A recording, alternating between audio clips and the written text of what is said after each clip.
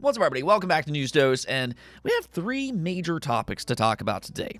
Yeah, what can I say? Some big things are currently happening, including apparently a grim future for the console business. Yeah, there's a mega corporation right now that has little faith for future consoles. Now, admittedly, I will say that Xbox and PlayStation haven't exactly grown their user base with a lot of forward thinking. This is something that I've brought up in the past, but is there really any truth to what he said? Well, we're going to get into all of that, and then we're also going to talk about Ubisoft, because despite the release of Assassin's Creed Shadows last week, Ubisoft has now been somewhat bought out, or you can say bailed out in this case. This is a bit of a bizarre situation. And then we also got an update for the Nintendo Switch 2.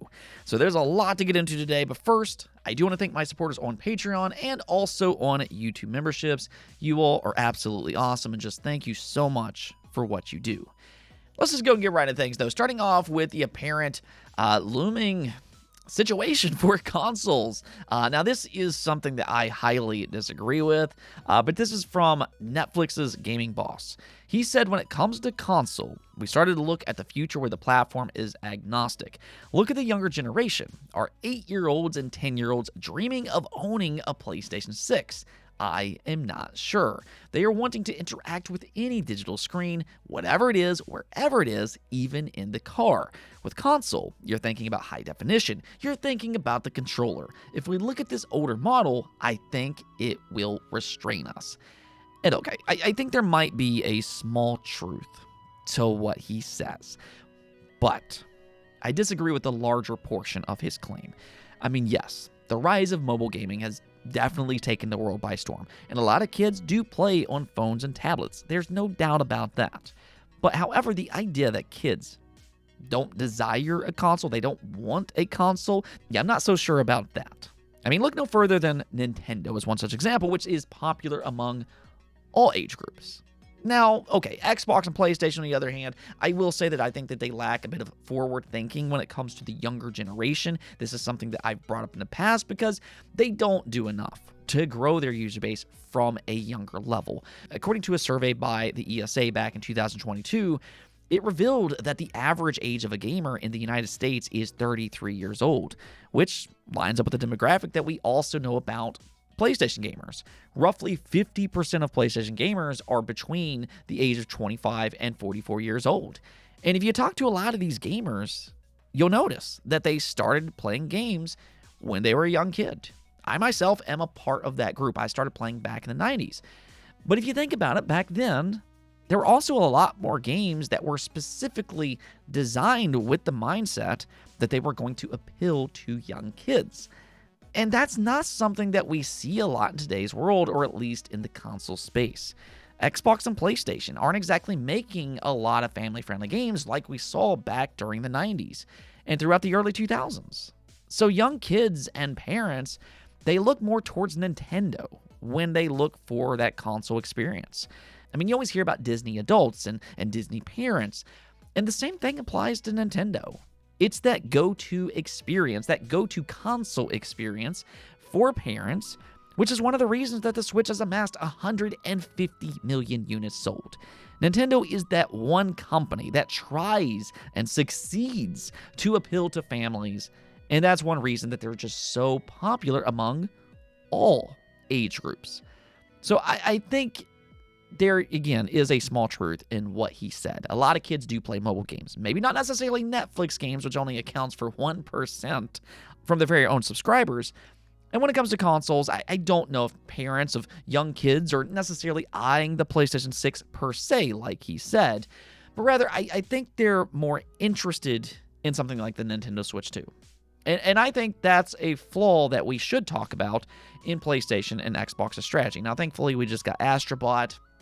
That was nice to see from PlayStation. But for the most part, they do cater to a much older audience, and they do sometimes forget to build more games, more family-friendly experiences to grow a new generation of gamers. I mean, look at it this way. The gamers that they get today, let's say that they get an 8-year-old gamer on their ecosystem today, that same person might still be playing their console 20 years from now, just like we do. So, I do think that's a bit of a flaw on your part, but I will also say that PlayStation and Xbox do have good third-party partners that attracts younger gamers. Games like Fortnite and Roblox, and Xbox did acquire Minecraft, which, they've kept intact for a decade plus. So they do have a few games that appeals to a younger audience, but I definitely don't believe in the idea that kids and parents don't want the console experience when you see something like the Nintendo Switch and all the success it's had. Let me know what you all think, though. Do you agree with the Netflix boss and what he's saying, or not? Now, let's go and talk about Ubisoft, because this is actually somewhat of a strange situation. Here we are just 1 week removed from the release of Assassin's Creed Shadows, and Ubisoft has officially partnered up with Tencent to create basically a Ubisoft 2.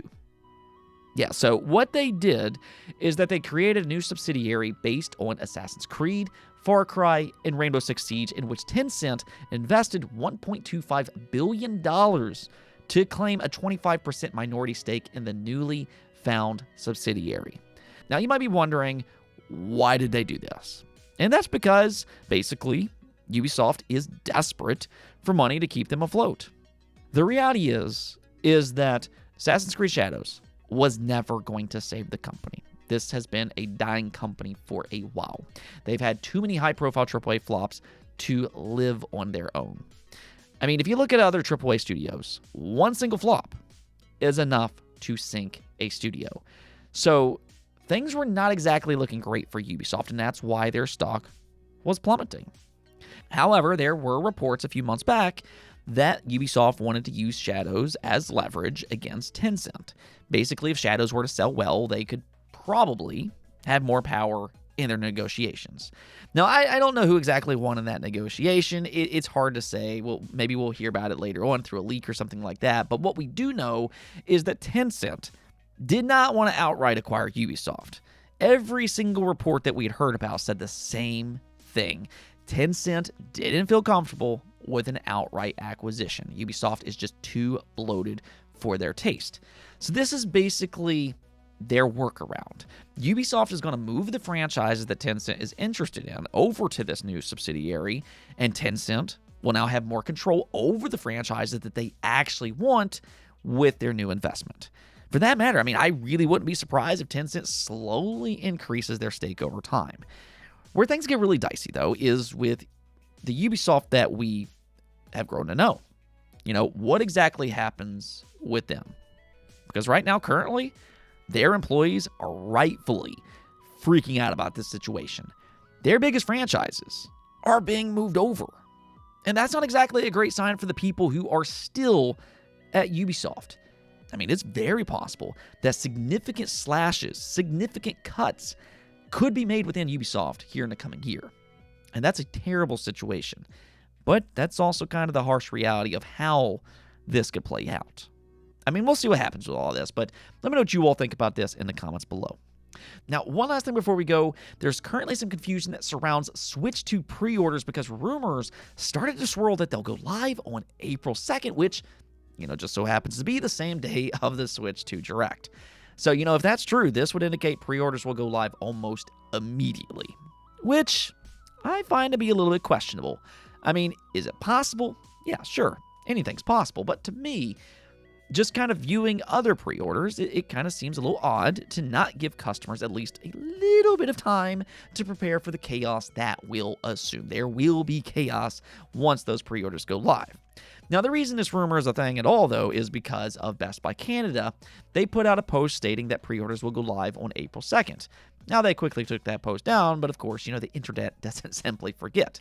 However, since then, Insider Gaming put out their own report that claims that pre-orders could actually go live on April 9th, according to internal emails and documents from a U.S. retailer that shed some light on Nintendo's pre-order plans. And unfortunately, this also includes some bad news for fans that are, hoping for a smoother pre-order period than what we've gotten with the last couple of mainline consoles. They reported that retailers are expecting that they will run out of pre-order units for the Nintendo Switch 2 on day one, despite Nintendo allegedly accumulating a large quantity for launch. That's according to internal emails and documents provided to Insider Gaming from a large U.S. retailer who are anticipating that they will sell out of the Switch 2 on the same day they open up the pre-orders due to limited unit allocation from Nintendo.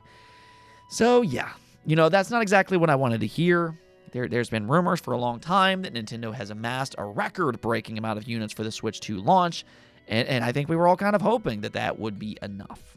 But this kind of indicates otherwise. This still might not be enough for everybody. The best thing that I can say here, though, is to just kind of pay close attention to what Nintendo says at the Switch 2 Direct. Whether the pre-orders go live on April 2nd or the 9th, I mean, we don't know which one for a fact.